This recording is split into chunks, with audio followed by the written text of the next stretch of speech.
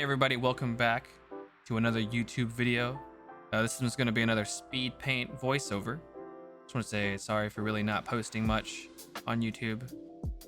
I say it's because I've been busy, but honestly, I've just been taking a lot of time to myself and rethinking, my perspective on my content and my art, and just trying to focus on improving. They say quality over quantity. Also, if you guys are interested in watching this stuff live, I didn't do this one in particular live, but I normally stream on YouNow as well as Twitch. If you want to check those out, I'll put the description below. And I stream basically every single day except for Thursdays and Saturdays, and even sometimes I stream those as well. Yeah. I've been getting really into portraits lately. I don't want to say they're realistic portraits. They're like semi-real, sort of cartoony portraits that still sort of maintain that cartoony aspect. Bigger eyes, kind of a cute nose type of vibe. But it's more realistic than what I normally draw. So we're gonna call it semi-realistic. This particular one is a picture of a friend and artist that I know named Val, who also streams as well. And this is a commission work for her. So if you notice, when it comes to painting, it's a bit different than most of my other work. I'm not going to be doing any really line art, so I kind of sketch out and go straight into colors. People can find that a bit difficult, but I find that sort of cheating some of the darks with lines as well to help shape it out. Not really line art, but some skin, like dark shadowy skin tones, helps give it shape without having to go full line art and still maintaining that sort of realistic feel. I started blocking in the lips, some of the colors, getting base layers in. I do a little bit of shadowing. I have reference on the side here. It's pretty important for this particular piece and portraits like it. I can't really go, just off of my memory when it comes to like faces, especially when I'm drawing someone who exists in real life. So there is a couple references that she gave me as well for this commission piece. Anyway, yeah, so as you can see, I sort of outlined some spots on the face as a temporary placeholder for next time when I'm going through things, or when I need to like hold a shape, but I'm not exactly sure how I want it to go yet.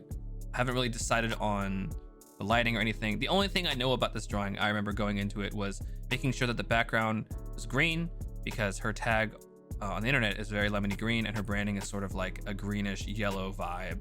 So I wanted that to at least be in the background. So I go ahead and put the base layer down below the skin tone, just so that I have that. And it also helps me tell if there's any spots that I miss on the skin or anything, if there's any whites bleeding through or any greens bleeding through, so it helps me out there. I went ahead and put in some basic shading, some red on the skin. It's generally a bad idea to just have like skin tones only on the skin. You generally want some reds as well, if you can count that as not skin tones, because when people like have blush, or when people like get red in the face, it tends to go around their nose bridge as well as their cheek area. And then eventually, as you get more confident with that, you're going to want to add some more like lighting on the side and stuff. I'll add that eventually. It's very subtle in this particular case, but it helps give the character more, I guess, interest. Having just skin tone is kind of flat and it can get a little muddy sometimes. So I start outlining the nose and the eyes. I think the nose has always given me a bit of trouble, but this one came fairly easy, I remember. For some whatever reason, her nose is it's a good nose. So it wasn't too hard to shape out the nose in this one, especially since her nose in particular is really soft. So we went ahead and added it's very circular. So I just added a bit of a circular cast shadow, a little highlight on the side, and then some shapes.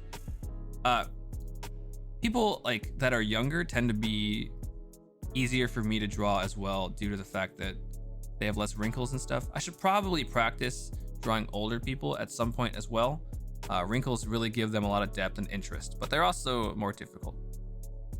But practice is fun, so I'll probably do that at some point in the future, especially since I've been drawing a lot of portraits lately and I've been getting this weird kick out of it. So it's very, very, very enjoyable for me, which is good, because I honestly have been getting kind of tired of what I've been drawing. So I feel like I'm improving on finding my quote unquote self. Anyway, so I started doing the eyes. Her eyes are brown. And I found that when it comes to eyes, both in semi-realistic and cartoony portraits, it's really good to like sort of darken the eyes and not use any pure whites, and then go in and just add a lot of subtle shades. Unless you're doing like really harsh eye lighting, eyes just kind of blend in with themselves. So the softness kind of gives it that depth, and also the softness versus the harsh highlight of like the whites like brings out the eyes and stuff. The hardest part about this piece was definitely the hair, though. I am not particularly good at drawing curly hair, and her hair is pretty curly. I think I did an okay job adding highlights and shaping it out. You're gonna see that I kind of struggle with this, especially getting her hair shape kind of matching what she actually looks like versus what I am trying to make it look like. So I had to go through and change that a couple of times just to get the hair shape correct.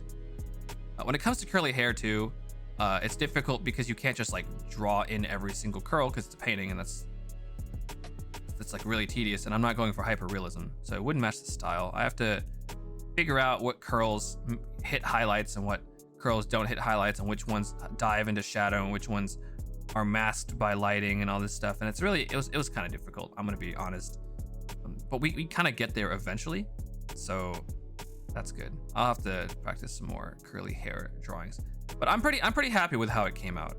As far as curly hair goes, I think I did it justice.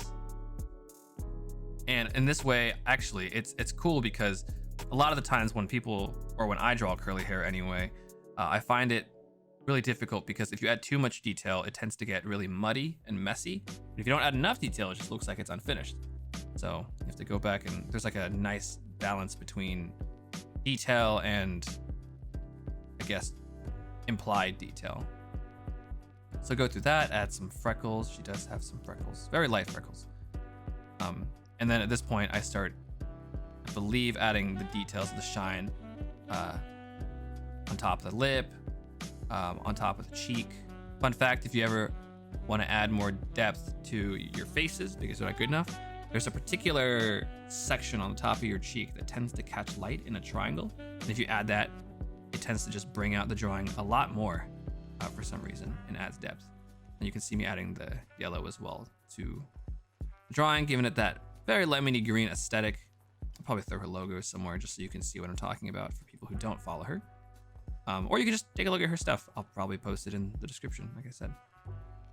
By the way, if you guys like my content and like what I'm doing or trying to do here, even though I'm not really sure what I'm trying to do yet, if you have any critiques or if you have any suggestions on what I can do with my future videos, let me know.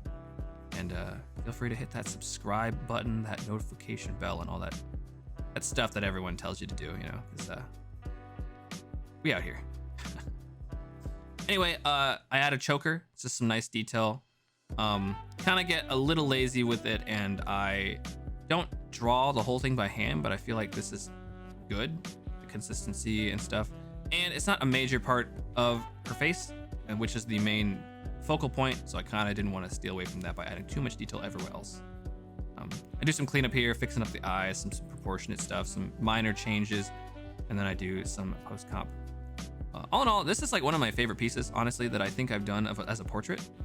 And it actually came out pretty smooth, which is good for me because it shows that I'm improving, which is cool. Yeah, this is very lemony green, Val.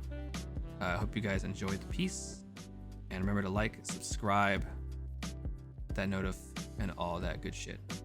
All right, thanks for watching, guys. Peace out.